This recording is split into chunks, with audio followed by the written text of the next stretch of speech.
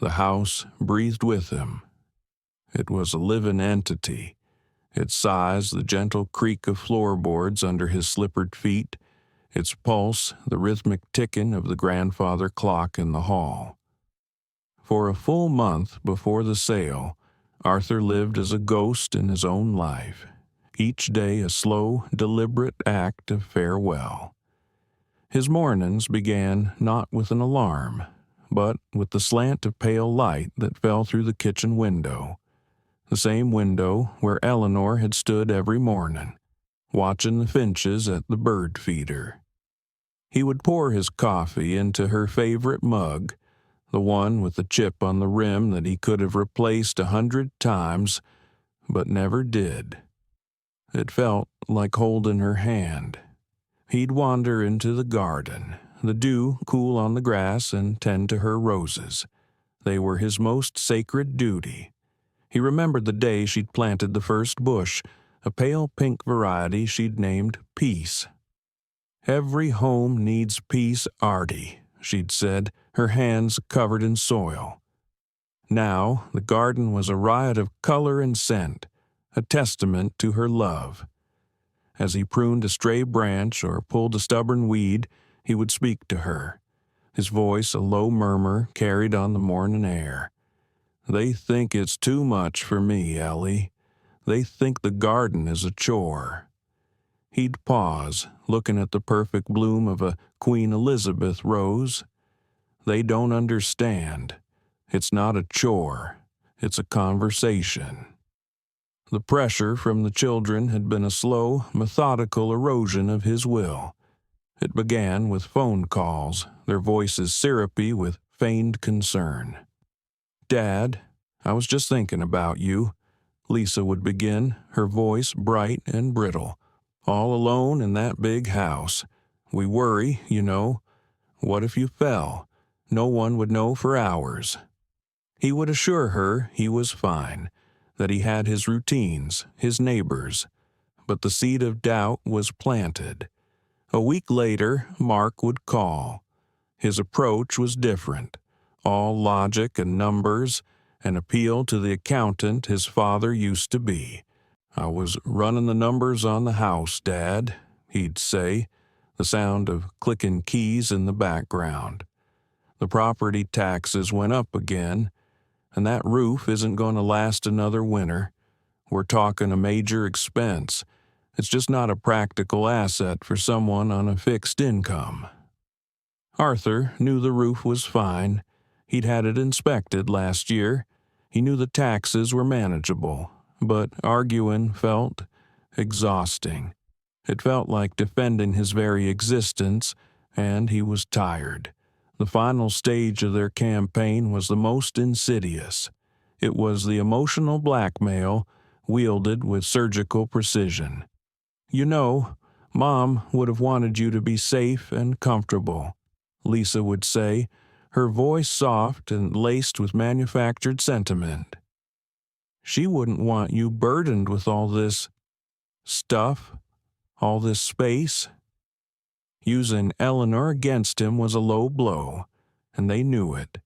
It was the argument he couldn't refute, because it wasn't about logic, it was about his love for her.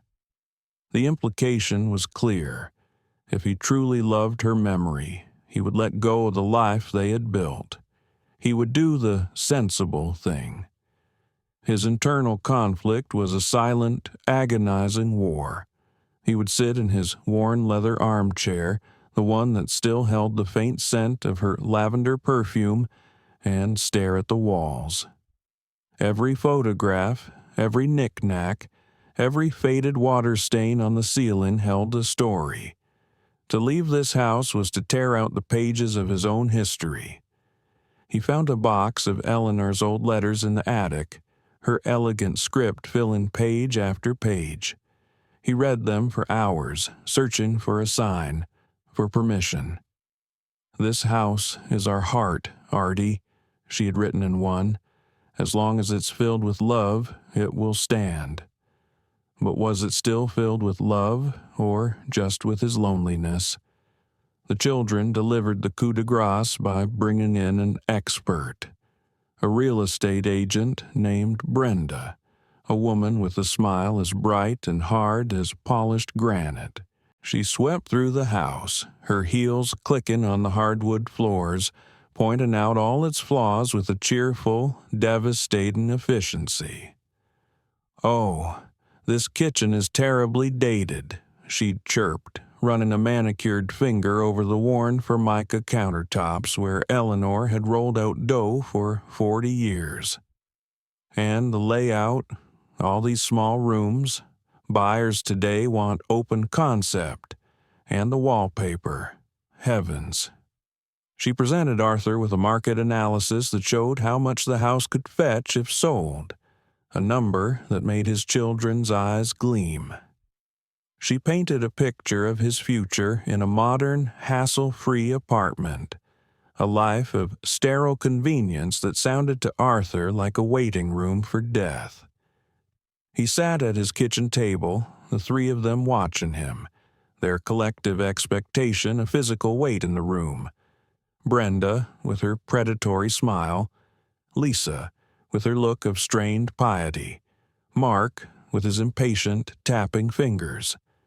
Arthur looked out the window at Eleanor's roses, their petals catching the afternoon light. He felt a profound weariness settle over him, a surrender born not of conviction, but of exhaustion. "All right," he said, the word barely a whisper. "All right. You can sell it." The relief that washed over his children's faces was immediate and undisguised. It was not relief for him, he knew. It was for them. The asset was secured. The problem was solved. He had finally, after all these years, become manageable. In the sterile quiet of his new apartment, with the echo of his children's laughter still ringing in his ears, Arthur's mind did not dwell on their betrayal. Instead, it traveled back, seeking refuge in the solid, unshakable foundation of his life with Eleanor. The secret was not born of paranoia, but of history, a history his children had never bothered to learn. He remembered their beginning. He was a lanky, serious young man with a head for numbers, and she was a librarian with eyes that seemed to read the hidden chapters of his soul. They started with nothing. Their first apartment was a cramped third-floor walk-up with a temperamental radiator and a view of a brick wall. But it was theirs. It was in that small space, over chipped mugs of instant coffee, that their dream was born. It wasn't just about saving money. It was about buying tickets to another world, as Eleanor called it. Each dollar saved was a mile on the Trans-Siberian, a step up the slopes of Machu Picchu, a grain of sand from the Sahara. Their deep-seated distrust of banks was a lesson etched into their family histories.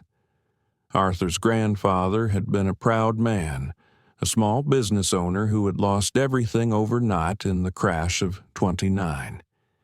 He had died a broken man, his life's work reduced to a worthless stock ticker. Eleanor's parents had fared little better, their modest savings swallowed by a bank failure in the '30s. The stories of their parents' hardship were the cautionary tales of their childhood. "Never trust a man in a suit with your life savings, Artie," Eleanor would say, echoing her father. "They'll sell you a promise and leave you with the bill." So they built their own bank, a fortress of their own making. When they finally bought the house on Chestnut Street, it wasn't just a home, it was their vault. The idea for the hiding place came to Arthur one rainy Sunday afternoon while he was exploring the damp, stone-walled basement.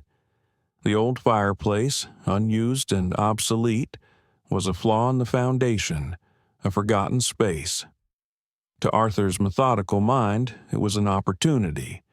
He drew up plans on graph paper, calculating angles and dimensions. It became their secret project, their shared conspiracy of hope. He told the children he was shoring up the foundation, a half-truth they accepted without question.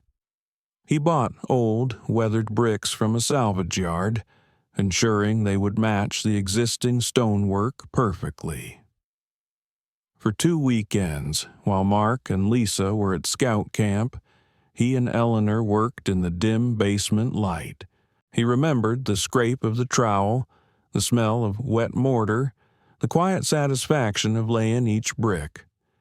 Eleanor was his apprentice, mixing the mortar, handing him tools, her presence a steady, calming influence. When he finished, the false wall was seamless, undetectable.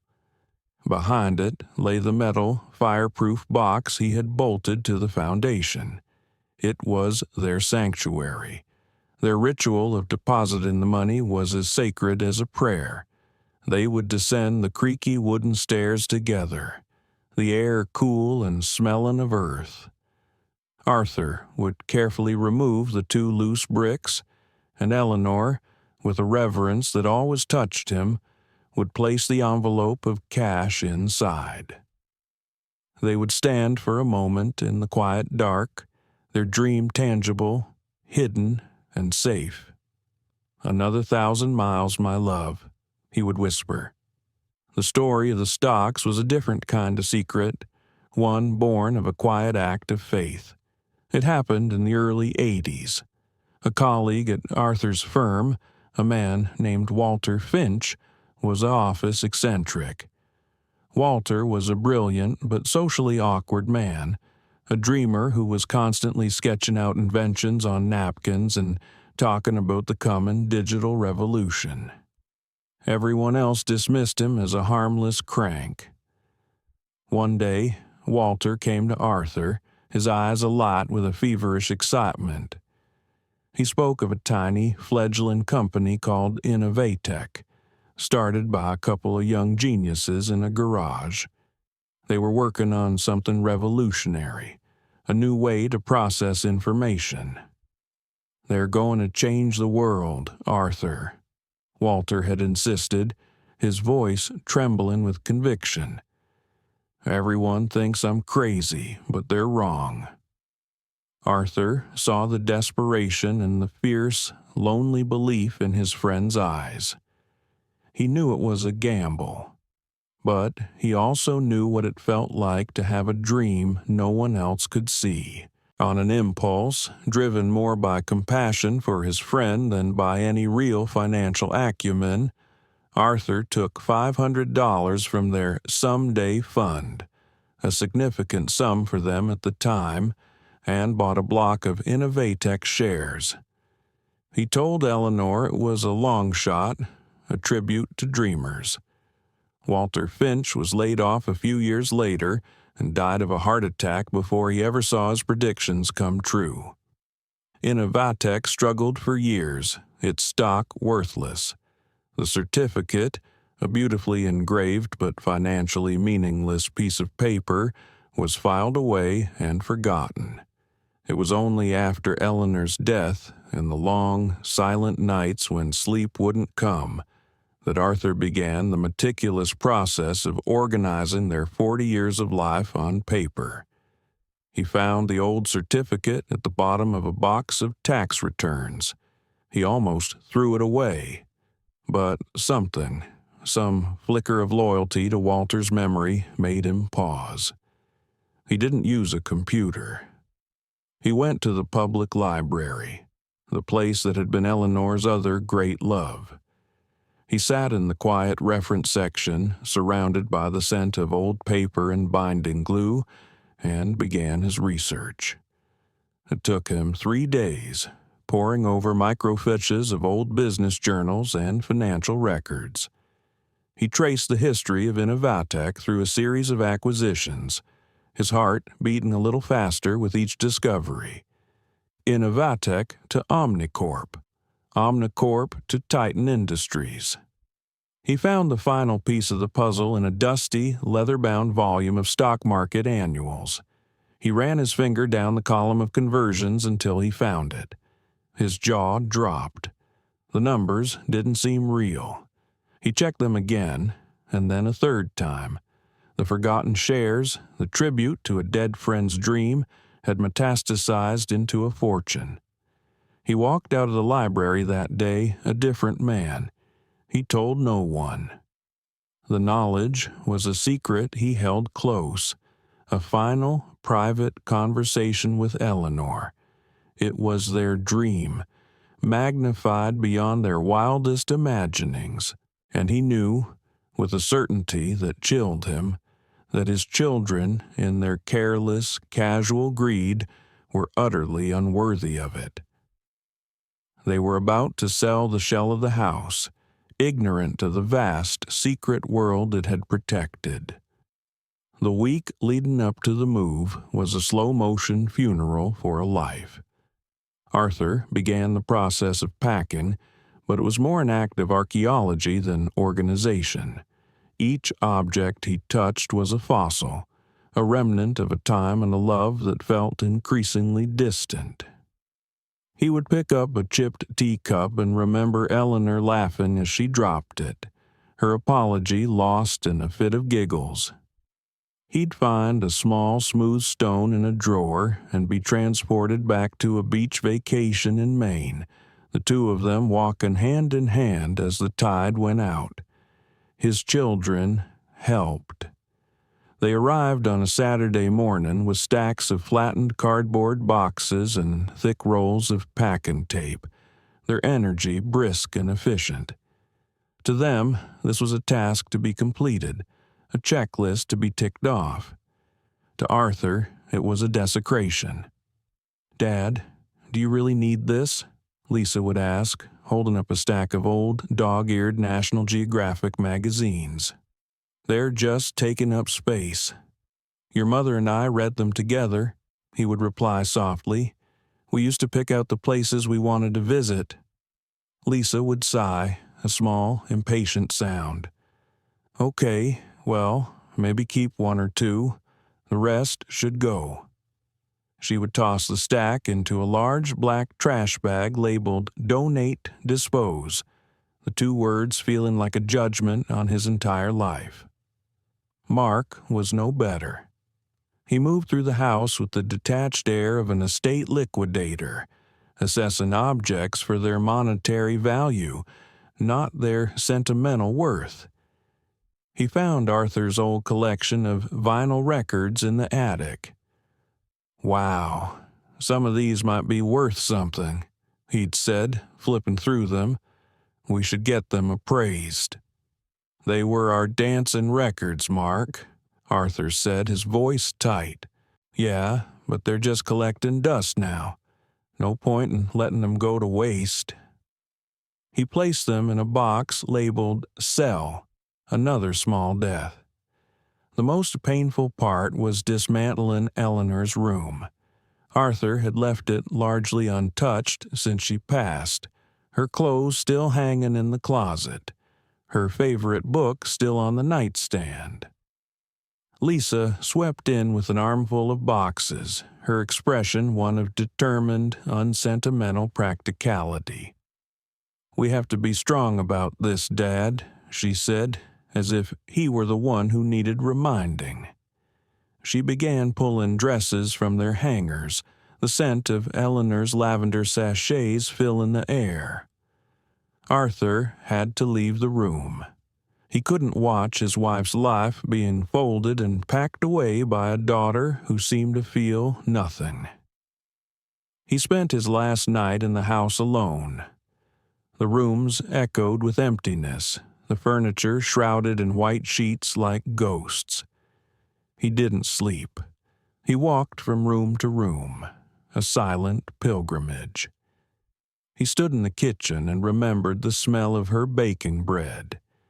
He stood in the living room and could almost hear the sound of her laughter during their favorite television show. He went down to the basement and stood before the fireplace, placing a hand on the cool, rough bricks. "It's safe, my love," he whispered into the dark. "Our dream is safe." The day of the closing was gray and overcast, the weather a perfect match for his mood. He sat in the lawyer's office, a small, anonymous room that smelled of paper and ambition. The new owners, the young couple, were there, their faces bright with the excitement of their first home. They smiled at him, a kind, pitying smile that made his skin crawl. They had no idea what they were buying. They saw dated wallpaper and an old furnace. They couldn't see the layers of love and life that saturated the very walls. Mark and Lisa flanked him, their presence a suffocating blend of feigned sympathy and barely concealed impatience. He watched Lisa's foot jiggle under the table. He saw Mark glance at his watch 3 times in 5 minutes. The lawyer, a man whose youth felt like an insult, slid the papers across the table, a mountain of them. Arthur picked up the pen. His hand was steady. He signed his name over and over, each signature a final, irrevocable goodbye.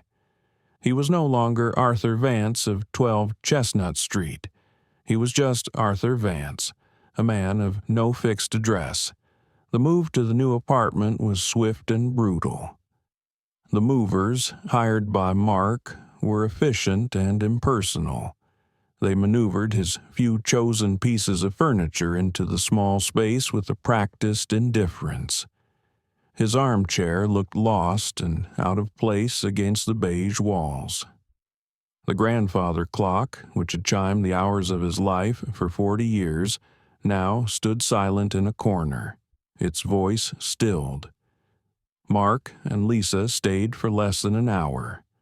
"Well, you're all set up, Dad," Mark said, clapping his hands together with false enthusiasm.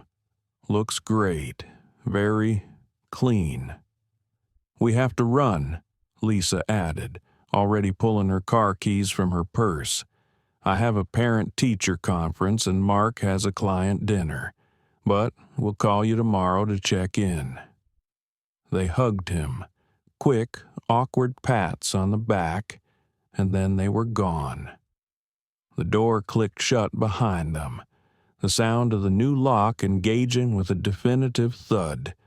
Arthur stood in the middle of the room, surrounded by boxes he had no energy to unpack. The silence was absolute, a vacuum. He walked to the window and looked out at the manicured lawn, at the identical rows of identical apartment buildings. He felt like a man who had been translated into a language he didn't understand. It was then, in that moment of profound dislocation, that the phone rang. He saw Mark's name on the screen and answered, his voice a dry rasp. "Dad, just calling to check in." He listened to their bright, triumphant voices, to their laughter, to their casual, cruel jokes about his old socks and the new locks.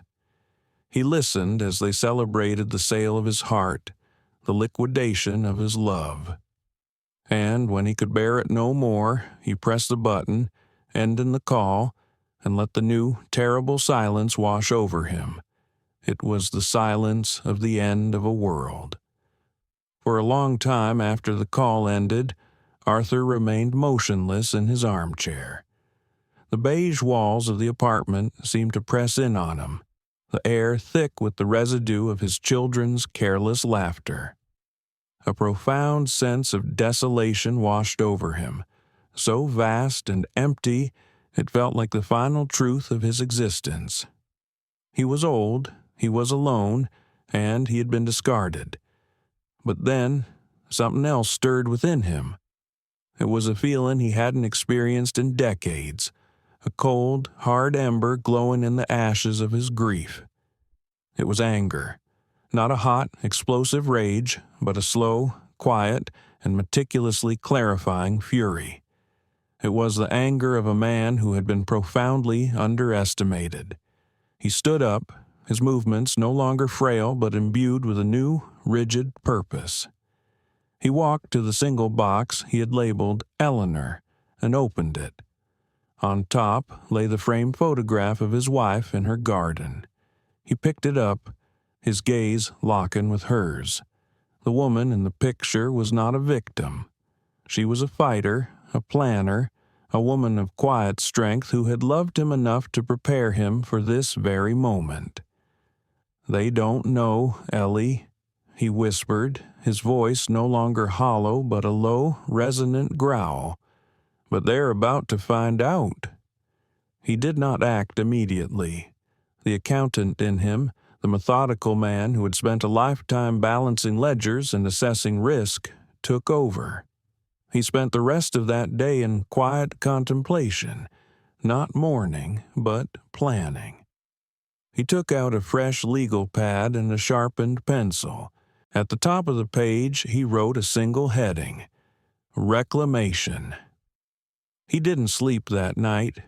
He sat at the small kitchen table, the glare of the overhead lights dark and unforgiving, and he made his lists. He listed his assets, his objectives, his potential obstacles. He mapped out the next few days with the precision of a military strategist. He was no longer a grieving widower being managed by his children. He was the CEO of his own life, staging a hostile takeover of his own destiny. The next morning, he did not put on his usual comfortable slacks. He donned the old gray wool suit again. It felt different this time, not like a relic of the past, but like armor. He walked to the public library, bypassing the bus.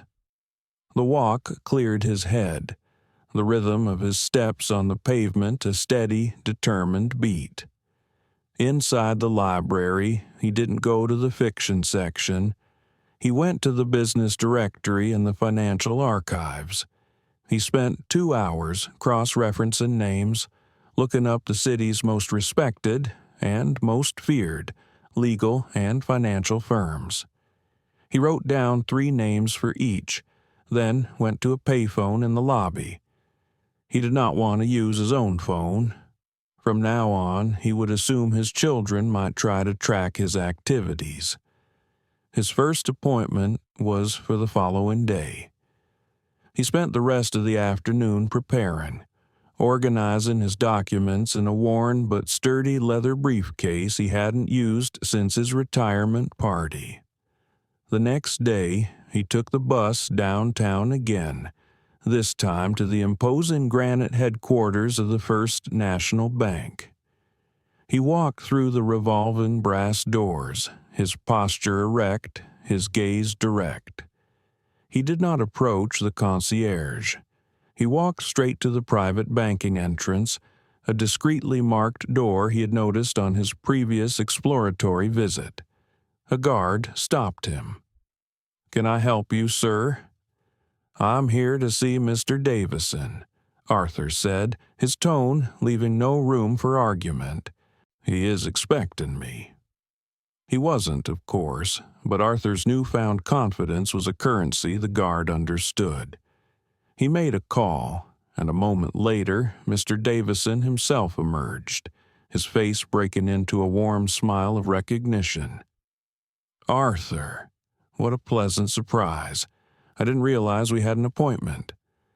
"My apologies for the intrusion, Robert," Arthur said, using the manager's first name with a familiarity that cemented his status.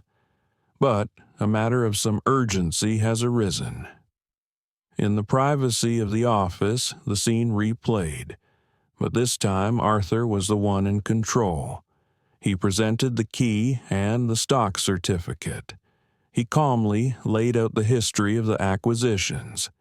He watched as Davison's initial skepticism melted into dawning comprehension, then into outright astonishment. The 20-minute flurry of calls and keyboard clicks felt like an overture. When Davison finally leaned back, his face flushed with excitement, and uttered the words, $7 million, Arthur did not flinch. He simply gave a slow, deliberate nod. "I thought it would be something in that neighborhood," he said, the understatement a quiet display of power. Now, about that team you're going to assemble for me." The rest of the day was a whirlwind of activity. He met with a sharp, no-nonsense financial advisor named Ms. Albright, a woman who spoke in crisp, clear percentages and long-term growth strategies. He was then introduced to a lawyer from the city's most prestigious firm, a man named Marcus Thorne, whose handshake was as firm and binding as a contract. Arthur was clear and direct in his instructions. He wanted to liquidate a portion of the shares immediately. He wanted to establish a new, multi-tiered portfolio. He wanted to create an irrevocable trust. And he wanted to set up a charitable foundation in Eleanor's name. The Eleanor Vance Foundation, he told them, will provide pro bono legal and financial assistance to elderly individuals who are being pressured into surrendering their assets by their families. Thorne and Albright exchanged a look. They were beginning to understand the nature of the urgency Arthur had mentioned. "And all of this," Arthur concluded, his gaze steady, "is to be handled with the utmost discretion. My children are not to be made aware of these developments under any circumstances." He left the bank that afternoon, not just with a new platinum card, but with a team. He was no longer a solitary old man. He was a force, an entity with legal and financial power at his command. His transformation was no longer just internal. It was now a documented, legally fortified reality. He had awakened, and the world, especially the small, selfish world of his children, would never be the same. Arthur's new life did not begin with a bang, but with the quiet, satisfying click of a hotel room key card. The suite at the Fairmont was his command center, a sanctuary of polished wood and thick, silent carpets. From here, he began the meticulous process of building a new world, not on the ruins of his old one, but on a foundation of his own making. His days took on a new rhythm, one dictated by purpose rather than habit. His mornings were for business. He held meetings in the hotel's private lounge, a space of hushed tones and discreet service. Marcus Thorne, his new lawyer, was a man whose mind was as sharp as the crease in his trousers. Together, they mapped out the legal architecture of Arthur's new life. They drafted the charter for the Eleanor Vance Foundation, specifying its mission with a clarity born of Arthur's own painful experience. They reviewed and restructured his will, a process that was both liberating and somber. His financial advisor, Ms. Albright, was a whirlwind of focused energy. She presented him with charts and projections, explaining investment vehicles and tax shelters with a rapid-fire precision that Arthur, the old accountant, found deeply satisfying. He was not a passive client. He questioned her assumptions, challenged her projections, and engaged in debates about risk and long-term growth. He was sharp, engaged, and thoroughly enjoying himself. Ms. Albright, who was used to dealing with the idle rich, was visibly impressed. She began treating him not just as a client, but as a peer. This new world was not just about numbers and legal documents. It was about reclaiming a life of sensory experience. His purchases were not extravagant whims, but deliberate, symbolic acts. One afternoon, he walked into a small, dusty tailor shop on a side street, a place he and Eleanor had often passed, admiring the fine wools in the window. The tailor, a man named Mr. Bellini, was as old as Arthur, with hands gnarled from a lifetime of stitching. "I need a new suit," Arthur said, "something for a new beginning." Mr. Bellini looked at him over the top of his spectacles, his gaze assessing. "A new beginning at our age? that is the best kind. For the next hour, they spoke of fabrics and cuts. Arthur chose a deep charcoal gray, a classic tweed, and a navy blue serge. Mr. Bellini measured him with an old-fashioned tape measure, his movements practiced and reverent. It was more than a fitting. It was a coronation. His evenings were for Eleanor. He would dine alone, but he never felt lonely. He went to the city's finest restaurant, the one they had saved for a special anniversary they never got to celebrate. He didn't just order for himself.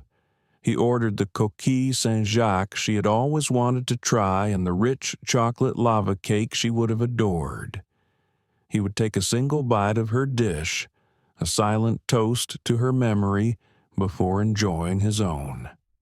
He was not just eating a meal, he was finishing a conversation. It was during one of these evenings that a new character entered his life. The hotel had a young concierge named Sophia. She was bright, professional, and initially treated him with the polite but distant deference reserved for wealthy, elderly guests. She saw the expensive suit and the premium suite and made her assumptions. But as the days passed, she began to notice the details. She saw him reading biographies in the lounge, not tabloids. She saw him leaving not for the racetrack, but for the art museum. She saw the quiet sadness in his eyes, but also the fierce intelligence. One evening, he asked her for a recommendation. "I'm looking for a place with live jazz," he said, "the kind of place where people listen." Sophia paused, then gave him a genuine smile. "I know just the place. It's not in the guidebooks." She sent him to a small, smoky club in a basement, a place that felt like a secret. He sat at a small table, nursed a single glass of bourbon, and listened to a trio play with a soulful, aching beauty. He felt a sense of peace he hadn't known was possible. When he returned to the hotel, he left a generous tip and a simple note for Sophia. "Thank you. You have excellent taste." From then on, their interactions changed. She began to see him not as a guest, but as a person, and her small acts of kindness, a fresh flower in his room, a newspaper left outside his door, became a welcome part of his new routine. Meanwhile, the calls from his children began. They were jarring intrusions from a world he had already left behind. The first was from Mark, his voice booming with false bonhomie. "Dad, just calling to show you the new car. I'm sending you a video. It's a beast." Arthur watched the short, shaky video of a red sports car revving its engine. "That's very loud, Mark," he said, his voice a flat, calm C. "Loud? Dad, it's powerful. Anyway, just wanted you to see it. Talk soon." His silence was his new weapon. He offered no praise, no congratulations, nothing for them to latch on to. He was a smooth, polished surface from which their expectations and manipulations simply slid off. Lisa called a few days later, bubbling with excitement about her Hawaiian vacation. "The resort has 5 pools, Dad, and a spa. It's going to be heaven. We're so happy we can finally do this, now that you're all settled and we don't have to worry." "That's good, Lisa," he said, his tone neutral. "I'm glad you're not worried." He could almost hear her momentary confusion on the other end of the line. She was expecting him to say how much they deserved it, how happy he was for them. His placid, non-committal responses were like a locked door. They knocked, but he refused to answer. They didn't know what to do with this new version of their father. The quiet, accommodating man they knew had been replaced by a polite, distant stranger. His silence was not empty. It was full of a power they couldn't comprehend, and it was beginning to drive them mad. The world Mark and Lisa had built for themselves was a house of cards, and the money from the sale of their father's home was the flimsy table it stood on. They were not evil people, not in the grand theatrical sense. They were simply weak, entitled, and profoundly short-sighted, products of a lifetime of having their father as a silent, reliable safety net. They had never truly learned the difference between wanting and needing, and now, with a sudden influx of cash, that line blurred into non-existence. Mark's life became a performance of wealth. The red sports car was just the beginning. He bought a ridiculously expensive Swiss watch he saw in a magazine, justifying it as an investment. He started taking clients to lavish, Michelin-starred restaurants, picking up tabs that made his accountant wince. His wife, who had always been anxious about their finances, was initially thrilled. But the thrill soon soured as she saw the money draining away at an alarming rate. "Mark, do we really need a new home theater system?" she asked one evening, looking at a brochure he'd left on the counter. "The one we have is fine." "Honey, we have to live a little," he'd replied, dismissive. "Dad's fine. The house is sold. We finally have some breathing room. What's the point of having money if you don't enjoy it?" Their arguments became more frequent, quiet, tense affairs that took place after their children were in bed. Lisa's spending was more focused, but no less reckless. The Hawaiian vacation was the centerpiece. She upgraded their flights to first class, booked a series of expensive excursions, a helicopter tour, a private surfing lesson, a traditional luau that cost a fortune per head. She bought a new wardrobe for the entire family, insisting they needed to look the part. Her husband, a man who was usually content with his quiet life, was swept up in her enthusiasm, but even he started to look nervous as the credit card bills arrived. "Lisa, are you sure we can afford all this?" he asked one night, staring at a statement. "This is more than we spent on our honeymoon." "Relax," she'd said, waving a dismissive hand. "It's fine. It's money we were owed, really, after all those years of worrying about Dad." The calls of desperation began subtly. They were couched in casual conversation, designed to sound like anything but a plea for help. "Hey, Dad," Mark would say, his voice strained. "Just had a bit of bad luck. The transmission on the new car is acting up. Can you believe it? The repair's gonna be a killer. Anyway, how are you?" "I'm very well, thank you, Mark," Arthur would reply, his voice serene. "That's a shame about your car. I hope you have a good mechanic." He offered sympathy, but not a solution. Not a cent. Lisa's approach was more emotional. She would call to complain about the rising cost of everything, the unexpected school fees, the price of organic groceries. "It's just impossible to get ahead these days, Dad," she would sigh dramatically.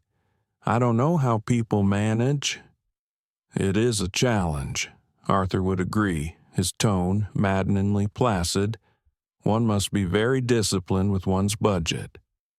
His polite, unhelpful responses were like sandpaper on their raw nerves.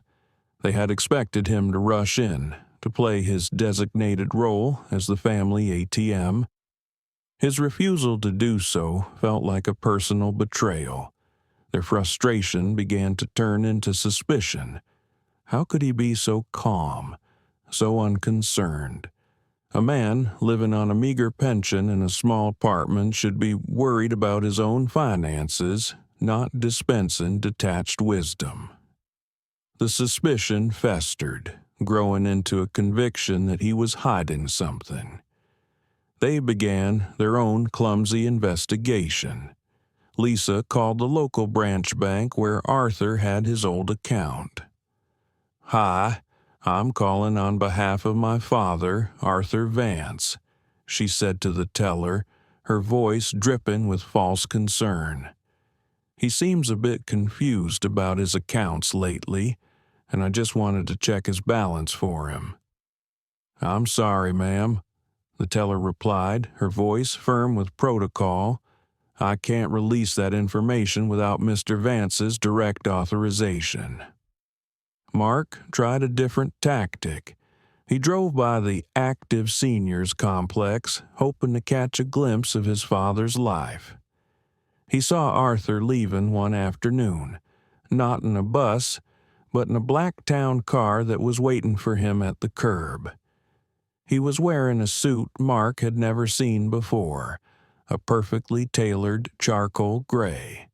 He looked distinguished, powerful. It didn't make sense. The final, desperate act was the trip to the old house. The sight of the construction, the casual way the new owners spoke of gutting the place, was a shock. But the discovery of the empty hiding place in the basement was a cataclysm. They stood on the sidewalk afterward, the dust from their demolished childhood home clinging to their clothes, their faces pale with a mixture of rage and disbelief. "He knew," Lisa whispered, her voice trembling. "He knew we were going to sell. He took the money and let us do it. He played us."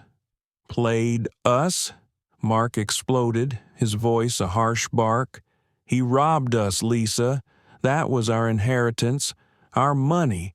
He sat there, acting like a helpless old man while he was sitting on a pile of cash." "What are we going to do?" she wailed, the reality of their financial predicament crashing down on her. "The Hawaii trip. Mark, I can't cancel it without losing thousands." "Well, you'd better figure something out," he snapped, turning on her. "You and your ridiculous vacation. I told you we were spending too fast." "Me?" she shrieked. "What about your stupid car? You're the one who blew a fortune on a toy you can't afford." They stood there on the curb, in front of the ruins of their past, shouting at each other, their greed and resentment now turned inward. The easy alliance they had formed to manipulate their father had crumbled, revealing the ugly, selfish foundations beneath. They had sold their history for a handful of cash, and now, with the shocking realization that their father had held the true treasure all along, they were left with nothing but the bitter taste of their own folly. The drive from their old neighborhood to the city center was a blur of recriminations and frantic planning. The image of the empty hiding place had burned itself into their minds, a symbol of their father's cunning and their own spectacular foolishness. Their shared rage had temporarily reunited them, focusing their chaotic energy on a single objective: finding Arthur and demanding what they now considered rightfully theirs. Their first stop was his apartment complex.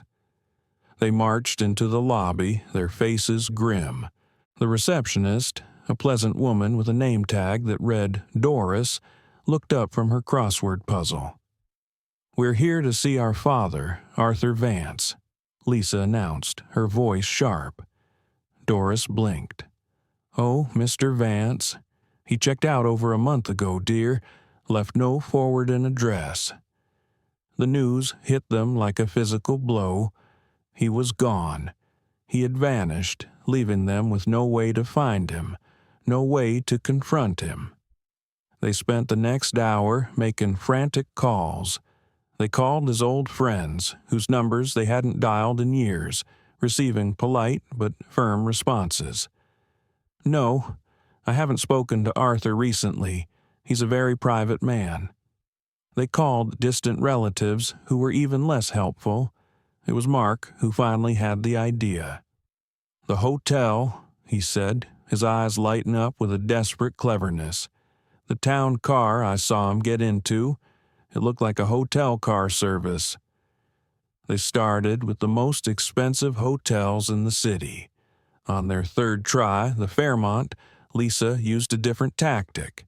She approached the concierge desk, her face a mask of practiced, tearful distress. "Please, you have to help me," she began, her voice trembling. "My elderly father, Arthur Vance, is staying here. We had a small disagreement, and he's not answering his phone. We're just so worried he might be unwell or confused." The young concierge, Sophia, looked at her with professional sympathy, but her eyes were cool. She remembered Arthur, the kind, intelligent man who listened to jazz and tipped generously. She also remembered his specific instructions regarding his privacy. "I'm sorry, ma'am, but I cannot confirm or deny if a particular individual is a guest at this hotel," she said, her voice polite but firm. Lisa was about to protest when Sophia, in a small, almost imperceptible act of loyalty, added, "However, the rooftop terrace is open to the public until 10 p.m. The views are quite lovely this time of evening." She gave them a pointed look before turning back to her computer. They understood. They took the elevator to the top floor in a tense, vibrating silence. The terrace was breathtaking, a garden oasis suspended above the glittering city lights. And there he was. He was sitting at a secluded table, a chessboard laid out before him, playing a game against himself. He was wearing a beautifully cut navy blue suit, a glass of amber liquid at his elbow. He looked serene, powerful, and utterly untouchable. He looked up as they approached, his expression one of calm, weary resignation. He had been expecting them. "You!" Lisa hissed, her voice a venomous whisper. "You have been living here, in a place like this?" "While we've been worried sick," Mark added, the lies sounding hollow even to his own ears. Arthur gestured to the empty chairs. "Sit down.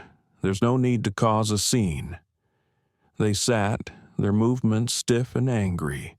For a moment, no one spoke. The only sounds were the distant hum of traffic and the clinking of ice in Arthur's glass. He decided to break the silence.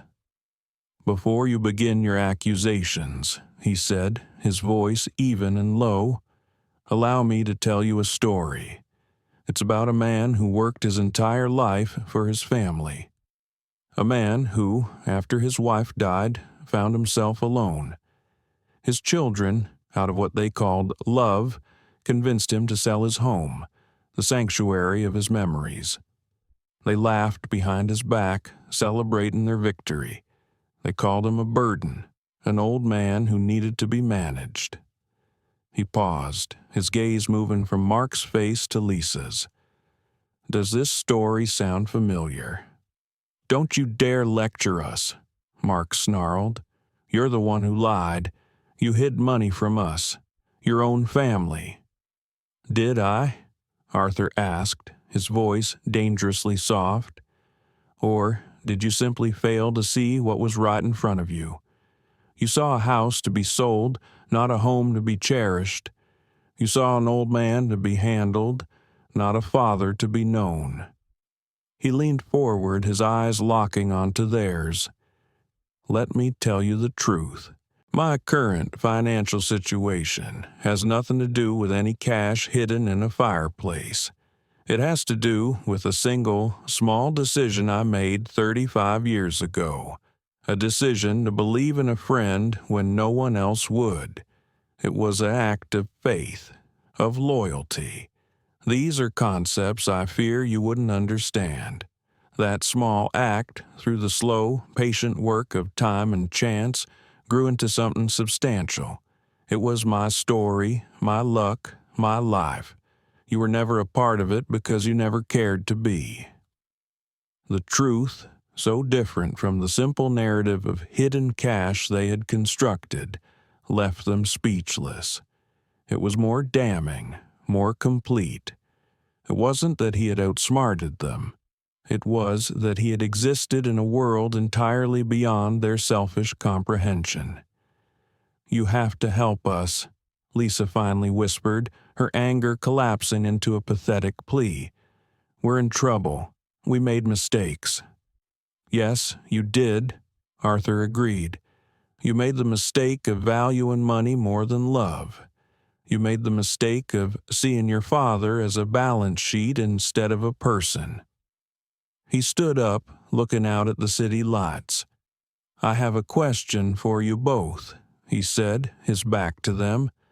"And I want you to be honest, if you can.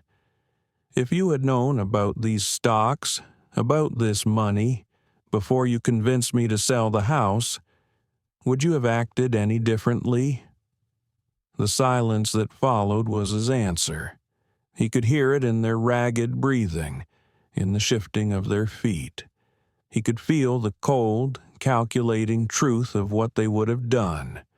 Their love and concern would have intensified, become suffocating, a relentless campaign to control not just the house, but all of it. He turned back to face them, his eyes clear and free of illusion. "You see," he said softly, "that is why you have lost. Not because you didn't find a box of money in the basement. You have lost because, in the most important moments, you chose to be poor in spirit, and that is a poverty from which I cannot save you." He walked to the door leading back into the hotel. "My lawyer, Mr. Thorne, will be in contact with you regarding the final disposition of my previous will. But my new arrangements are, I assure you, irrevocable. Now I must ask you to leave. You are trespassing on my peace." They stared at him, two spoiled children who had just been told that the world did not, in fact, revolve around them. They had come for a fight, for a negotiation, for a surrender. They left with nothing but the cold, hard weight of the truth.